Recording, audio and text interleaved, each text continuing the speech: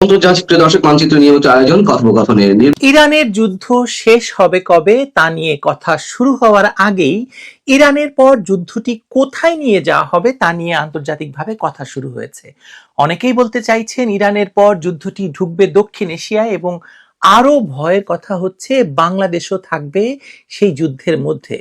কিভাবে সে বিশ্লেষণটি আজকে করব। পর্যন্ত আমার অনুমানটা সত্য হতে চলেছে। থিয়েটার ইউক্রেন, থিয়েটার ইরানের পর থিয়েটার বাংলাদেশ, তারপর ফাইনাল থিয়েটার চীন। বিশ্বজুড়ে ধসে পড়া অর্থনীতি পুনরুদ্ধারের শেষ মরণ কামড় দিচ্ছে ইঙ্গো মার্কিন অথবা ইসরায়েল মার্কিন ইইউ অক্ষ শক্তি।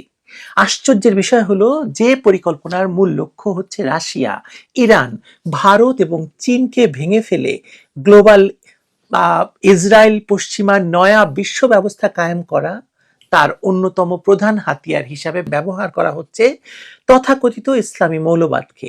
সেই গ্র্যান্ড পরিকল্পনাকে নিছক ইসলামী সন্ত্রাসবাদের সংকীর্ণ চশমায় দেখছে ভারত সরকারও।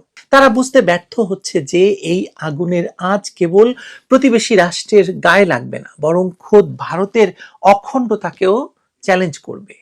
সময়ের এই ভয়ঙ্কর বাঁকে দাঁড়িয়ে আমরা যখন মধ্যপ্রাচ্যের দিকে তাকিয়ে আছি, তখন ঘরের কাছেই নিঃশব্দে যুদ্ধের দামামা বেজে উঠছে। এর সবচেয়ে বড় প্রমাণ সম্প্রতি ভারতের মাটিতে বিদেশি ভাড়াটে সেনাদের উপস্থিতি। একদিকে যখন জাঁকজমক পোশাক পরে আধুনিক অস্ত্র হাতে রোহিঙ্গা বাহিনী ইফতার করছে, ঠিক তখনই ইউক্রেনীয় এবং মার্কিন ভাড়াটে সেনাদের গ্রেপ্তারের ঘটনাটি পুরো দক্ষিণ এশিয়ার নিরাপত্তা ব্যবস্থাকে প্রশ্নের মুখে দাঁড় করিয়ে দিয়েছে। মিয়ানমারের বিদ্রোহীদের প্রশিক্ষণ ও অস্ত্র ব্যবহারের অভিযোগে নয়াদিল্লি সন্ত্রাস বিরোধী সংস্থা বা এনআইএ 7 জনকে আটক করেছে, যাদের মধ্যে 6 জন ইউক্রেনীয় এবং 1 জন মার্কিন নাগরিক। দিল্লি এবং লখনৌ থেকে ইউক্রেনীয়দেরকে এবং কলকাতা বিমানবন্দর থেকে মার্কিন নাগরিক ম্যাথিউ ভ্যান ডাইককে গ্রেপ্তার করা হয়েছে। আপাত দৃষ্টিতে মনে হতে পারে এটি বিচ্ছিন্ন ঘটনা, কিন্তু গভীর বিশ্লেষণে বেরিয়ে আসবে যে এটা এক ভয়াবহ নীল নকশা। কে ম্যাথিউ ভ্যান ডাইক? নিজেকে নিরাপত্তা বিশ্লেষক, কখনো ডকুমেন্টারি চলচ্চিত্র নির্মাতা বা ফ্রিল্যান্স সাংবাদিক হিসেবে পরিচয় দিলেও তার অতীত ইতিহাস বলে অন্য কথা। লিবিয়ার গৃহযুদ্ধের সময় গাদ্দাফির পতন নিশ্চিত করতে বিদ্রোহীদের সাথে কাঁধে কাঁধ মিলিয়ে লড়াই করা, সিরিয়া কিংবা ইউক্রেনের যুদ্ধক্ষেত্রে তার উপস্থিতি প্রমাণ করে যে তিনি মূলত একজন ভাড়াটে স্বাধীনতাকামী বা পশ্চিমা স্বার্থ রক্ষাকারী মার্সেনারি, যিনি বাংলাদেশেও কাজ করেছেন বলে অনেকে সন্দেহ প্রকাশ করেছেন। বাংলাদেশের জুলাই সন্ত্রাসীদের সঙ্গে তিনি কাজ করেছেন এবং বাংলাদেশের জুলাই সন্ত্রাসীদের নিয়ে তার কাজ রয়েছে বলে খবর পাওয়া গেছে। তিনি সানস অফ লিবার্টি ইন্টারন্যাশনাল নামক একটি সংস্থা চালান, যার কাজই হলো বিভিন্ন দেশের বিদ্রোহীদের প্রশিক্ষণ দেওয়া। কলকাতা থেকে তার গ্রেপ্তার এবং মার্কিন দূতাবাসের রহস্যজনক নীরবতা অনেক প্রশ্নের জন্ম দেয়। মার্কিন দূতাবাস কেবল এটুকুই বলছে যে তারা বিষয়টি সম্পর্কে অবগত, কিন্তু তার গোপনীয়তার স্বার্থে কোনো মন্তব্য করবে না। মিজোরাম হয়ে মায়ানমার প্রবেশ, সেখান থেকে ভারত বিরোধী এবং জাতিগত বিদ্রোহী গোষ্ঠীগুলোকে ড্রোন চালনা এবং গেরিলা যুদ্ধের প্রশিক্ষণ দেওয়া এবং ইউরোপ থেকে অবৈধভাবে ড্রোন আমদানির মতো গুরুতর অভিযোগ রয়েছে তাদের বিরুদ্ধে। ভারতের তদন্ত সংস্থা এনআইএ এর মতে এরা ভারতের বিরুদ্ধেও জঙ্গি হামলার ছক কষছিল। অর্থাৎ ইউক্রেনের যুদ্ধক্ষেত্র থেকে অভিজ্ঞ ভাড়াটে সেনাদের এখন দক্ষিণ এশিয়ার ভূখণ্ডে সক্রিয় করা হচ্ছে, যা নির্দেশ করে যে যুদ্ধের ভরকেন্দ্র দ্রুত স্থানান্তরিত হচ্ছে। এখন প্রশ্ন হলো, ইরানের পর কেন এই অঞ্চলের দিকে নজর? বিশ্ব রাজনীতির দাবায় ইসরায়েল এবং যুক্তরাষ্ট্রের পরবর্তী চাল কি তবে পাকিস্তান নাকি মিয়ানমার? পাকিস্তানকে নিয়ে আলোচনা থাকলেও পারমাণবিক শক্তিধর এই রাষ্ট্রটির সঙ্গে সরাসরি সংঘাতে জড়ানো পশ্চিমাদের জন্য আত্মঘাতী হতে পারে। তাছাড়া ভারত এবং ইসরায়েলের কৌশলগত সখ্য পাকিস্তানকে চাপে রাখার জন্য যথেষ্ট। কিন্তু মিয়ানমারের বিষয়টি সম্পূর্ণ ভিন্ন এবং অনেক বেশি লোভনীয়। এখানেই ঢুকে পড়ে চীন এবং দুর্লভ খনিজ সম্পদের রাজনীতি। মিয়ানমার কেবল একটি গৃহযুদ্ধ কবলিত দেশ নয়, বরং এটি ইন্দো প্যাসিফিক অঞ্চলের ভূ রাজনীতির এক স্পর্শকাতর অক্ষ। চীনের সঙ্গে বা চীনের জন্য মিয়ানমারের রাখাইন রাজ্যের কিয়াওকপিউ গভীর সমুদ্র বন্দর এবং সেখান থেকে ইউনান প্রদেশ পর্যন্ত বিস্তৃত পাইপলাইন হলো একটি লাইফলাইন। মালাক্কা প্রণালীতে যুক্তরাষ্ট্রের অবরোধ এড়িয়ে জ্বালানি এবং বাণিজ্য সচল রাখার জন্য বেইজিং এর কাছে এই করিডোর খুবই গুরুত্বপূর্ণ এবং এর কোনো বিকল্প নেই। ঠিক এই জায়গাতেই আঘাত করতে চাইছে যুক্তরাষ্ট্র। মার্কিন কংগ্রেসে পাশ হওয়া ব্রেভ বার্মা অ্যাক্ট যে গণতন্ত্র প্রতিষ্ঠার কোনো নিরীহ প্রয়াস নয়, সেটা অনেক আগেই মানুষ বলতে শুরু করেছে, এবং এটা যদি কেউ ভাবে সেটা ভুল হবে। এটি মূলত মিয়ানমারের সামরিক জান্তাকে ভাতে মারার এবং চীনের কৌশলগত করিডোরকে অকেজো করার এক গভীর চক্রান্ত। এই আইনের মাধ্যমে মিয়ানমারের তেল, গ্যাস, খনিজ খাতের উপর কঠোর নিষেধাজ্ঞা আরোপের পথ তৈরি করা হয়েছে, যা জান্তার আয়ের প্রধান উৎস। আরো গুরুত্বপূর্ণ বিষয় হলো, এই আইনের মাধ্যমে জনতা বা জান্তা বিরোধী বিদ্রোহী গোষ্ঠীগুলোকে কৌশলগত এবং নন লিথাল সহায়তা দেওয়ার বৈধতা তৈরি করেছে যুক্তরাষ্ট্র। আপনাদের মনে থাকার কথা, করিডোরের কথা, বাংলাদেশ যে করিডোর দিয়ে দিচ্ছিল মিয়ানমারকে, সেই কথাটি, এবং সেই করিডোরের মাধ্যমে অস্ত্র কাকে দেওয়া হবে বাংলাদেশের মাধ্যমে, সে কথা তো আমরা আগেই জেনেছি। বাংলাদেশের সেনাবাহিনী বাংলা না দিলে এতদিন ইউনূস সরকার করিডোর দিয়ে দিত এবং এই অস্ত্র মিয়ানমারে চলে যেত। এর পেছনে রয়েছে আধুনিক প্রযুক্তির প্রাণভোমরা, অর্থাৎ রেয়ার আর্থ বা দুর্লভ খনিজের নিয়ন্ত্রণ। স্মার্টফোন থেকে শুরু করে অত্যাধুনিক মিসাইল, সবকিছু তৈরিতে যে 17টি বিরল ধাতুর প্রয়োজন, তার 90 থেকে 95% নিয়ন্ত্রণ করে চীন। আর এই কাঁচামালের প্রায় 70% চীন সংগ্রহ করে মিয়ানমার থেকে। ট্রাম্প প্রশাসনের সময় থেকেই এই খনিজ ভান্ডারের উপর নজর ছিল ওয়াশিংটনের। এখন জনতা সরকার যখন টিকে থাকার জন্য পুরোপুরি চীন এবং রাশিয়ার উপর নির্ভরশীল এবং মস্কো থেকে ড্রোন এবং অস্ত্র কিনছে, তখন যুক্তরাষ্ট্র এই বিদ্রোহী গোষ্ঠীগুলোকে শক্তিশালী করে সেখানে একটি দীর্ঘমেয়াদী অস্থিতিশীলতা তৈরি করতে চাইছে।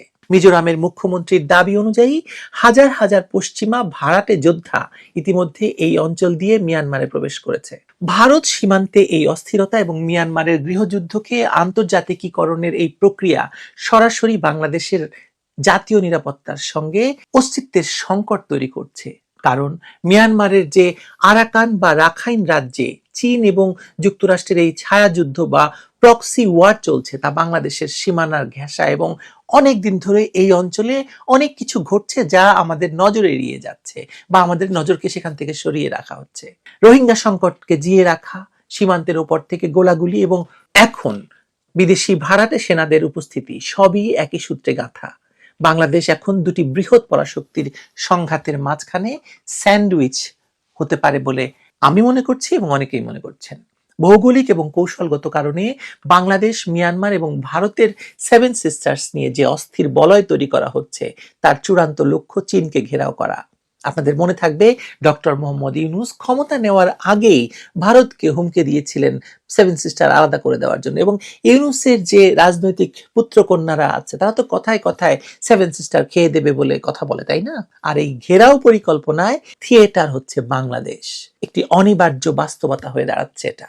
পশ্চিমা শক্তিগুলোকে তাদের অর্থনৈতিক মন্দা কাটাতে এবং একটি এক অক্ষের বিশ্ব ব্যবস্থা ধরে রাখতে এশিয়া একটি বড় যুদ্ধের ক্ষেত্র প্রস্তুত হচ্ছে।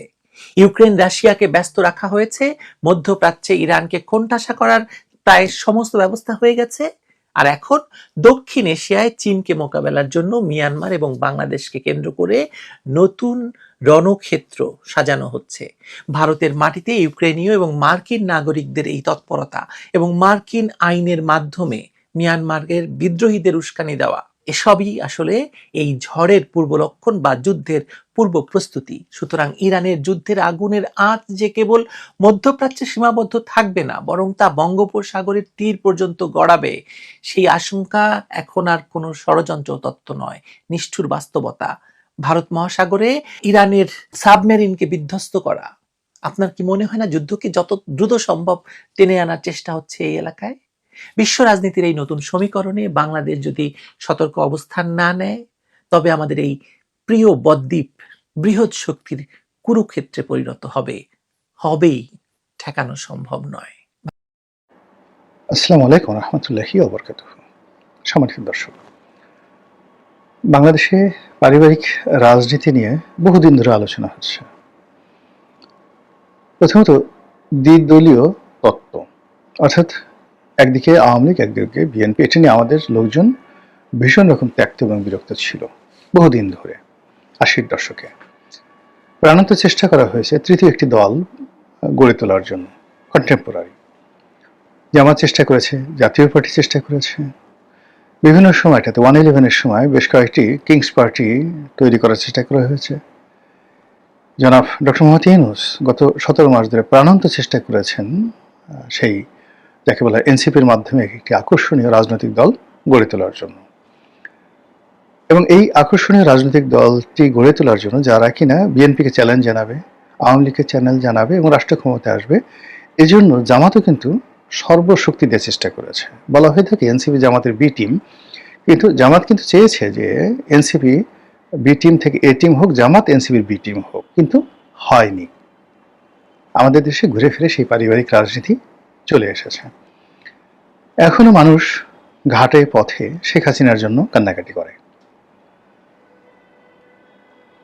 ভাতা দেয় জনাব তারেক রহমান সাহেব, এই যে ফ্যামিলি কার্ড দিল, মহিলাদেরকে উপস্থিত করা হয়েছে, কার্ড দেওয়া হয়েছে, তারপর শেষে বলা হচ্ছে যে এই কি যেন বলা হয়, জয় বাংলা, জয় বঙ্গবন্ধু, শেখ হাসিনাকে ধন্যবাদ বা শেখ হাসিনা গো বলে কান্নাকাটি শুরু করলো। এই হলো হাসিনা ভক্তের অবস্থা। আবার অন্যদিকে শেখ হাসিনার প্রতি যারা বিরাগ, সেই বিরাগ যারা আছে তাদের মধ্যে অনেকে আবার খালেদা জিয়াকে অসম্ভব পছন্দ করেন। তো এইরকম খালেদা জিয়া এরকম একজন ভক্ত।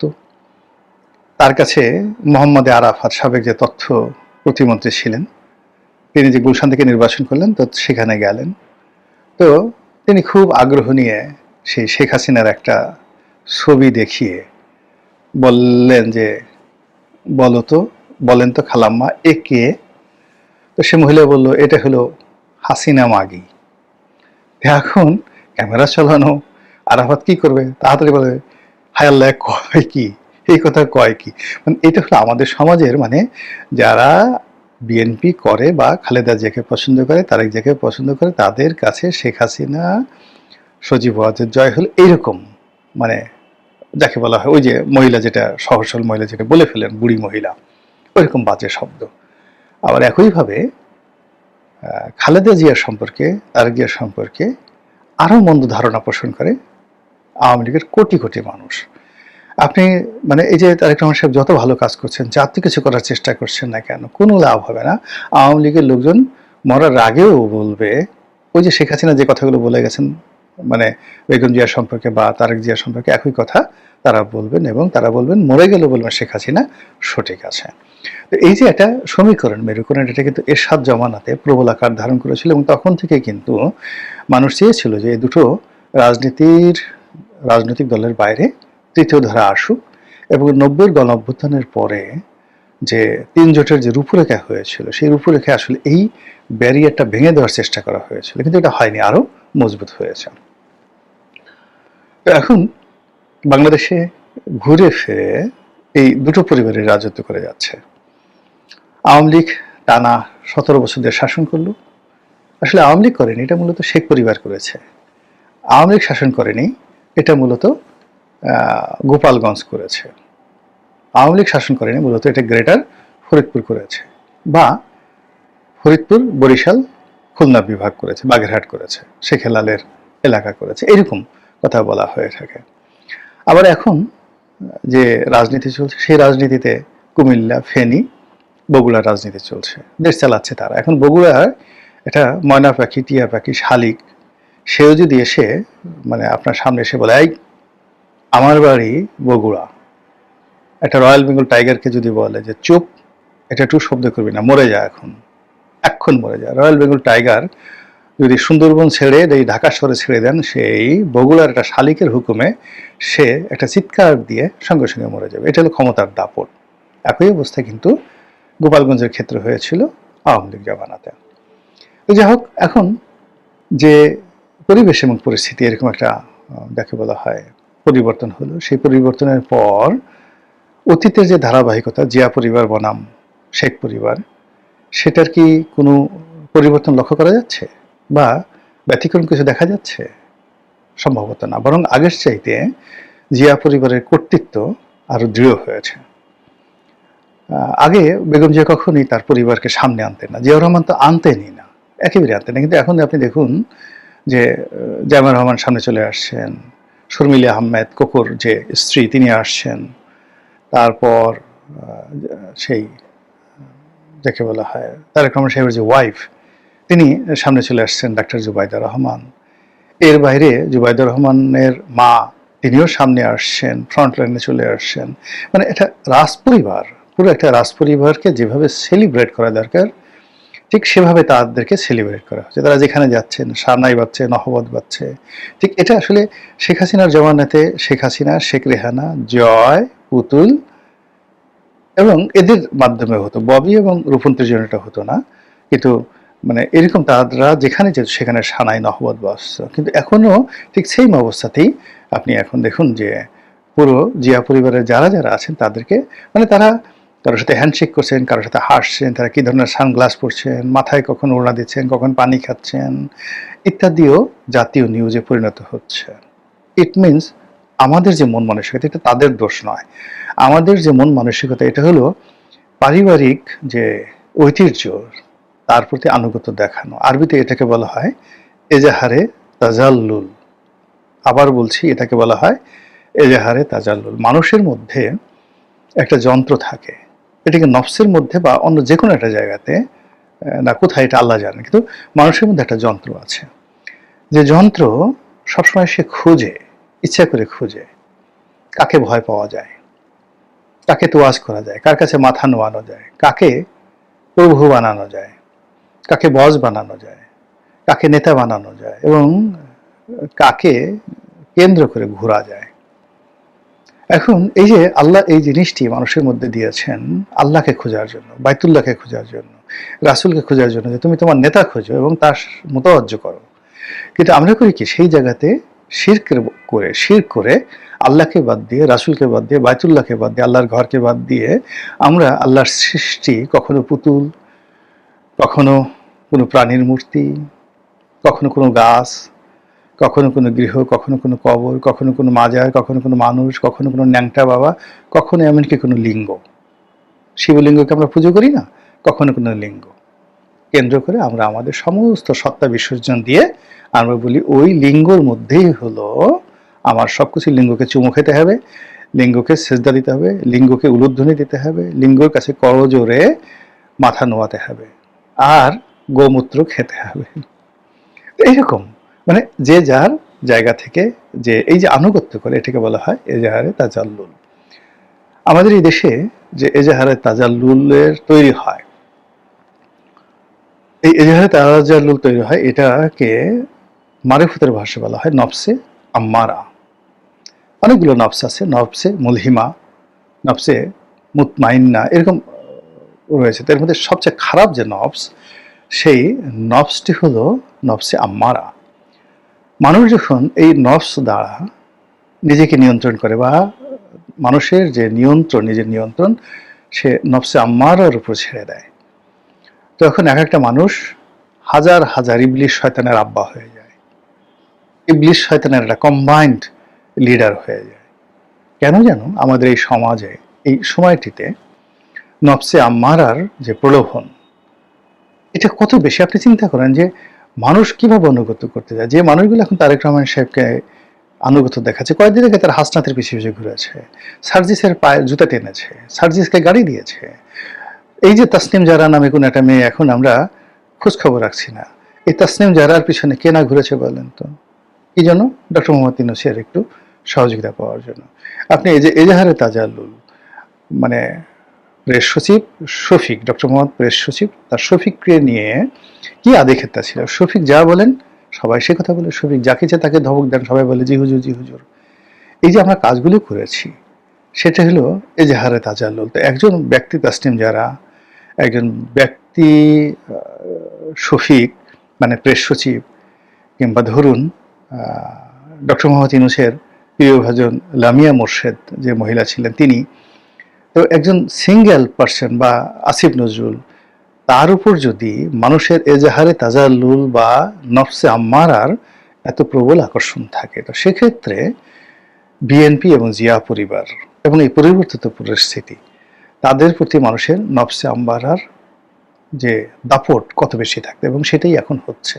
ফলে কি হলো, অতীতে শেখ পরিবার, আপনি শেখ পরিবারকে যদি ফিলিপাইনের মার্কোস পরিবারের সঙ্গে আপনি তুলনা করতে পারেন, বা ইন্দোনেশিয়ার সৌহার্দ্য পরিবারের সঙ্গে তুলনা করতে পারেন, তাহলে সেক্ষেত্রে এখন জিয়া পরিবারের যে দাপট, এটি সৌদি আরবের যে ইবনে সৌদ পরিবার, বাদশাহ সালমানের পরিবার, বা মোহাম্মদ বিন সালমানের পরিবার, এই পরিবারের যে দাপট, সেই দাপটের পর্যায়ে চলে গেছে। এবং এটা মানে কোনো ব্যক্তি বিশেষ দায়ী নয়, সামগ্রিকভাবে আমরা যে যার অবস্থানে থেকে নিজেদেরকে ছোট করতে করতে করতে করতে এমন একটা জায়গায় চলে গেছি, সেই চলে যাওয়ার ফলে এখন আমরা আমাদের সেই স্বভাবের কারণেই জিয়া পরিবারকে মাথায় নিয়ে নাচছি। দিন যাবে, আমরা আবার শেখ পরিবারের প্রেমে মুগ্ধ হয়ে পড়ব। দিন যাবে, আমরা আবার শেখ হাসিনা, শেখ রেহানা, জয় পুতুলের জন্য পাগল হয়ে যাব। দিন যত যাবে, তাদের ফিরে আসার দারুণমুক্ত হয়ে যাবে। আর তারা যখন আসবে, এখন যেভাবে জিয়া পরিবারকে উন্মাদনা দেখাচ্ছে, এজাহারে তাজাল্লুল, ঠিক তার চেয়ে বেশি এজাহারে তাজাল্লুল নিয়ে যখন আওয়ামী লীগ ফিরে আসবে, তখন শেখ পরিবারের কদমবুছি করার জন্য মানুষ যে মানে দৌড়দৌড়ি শুরু করবে, সেটা দেখে কতজনের যে কলিজা ফেটে যায়, এটা একমাত্র আল্লাহ রাব্বুল আলামিন জানেন। আসসালামু আলাইকুম।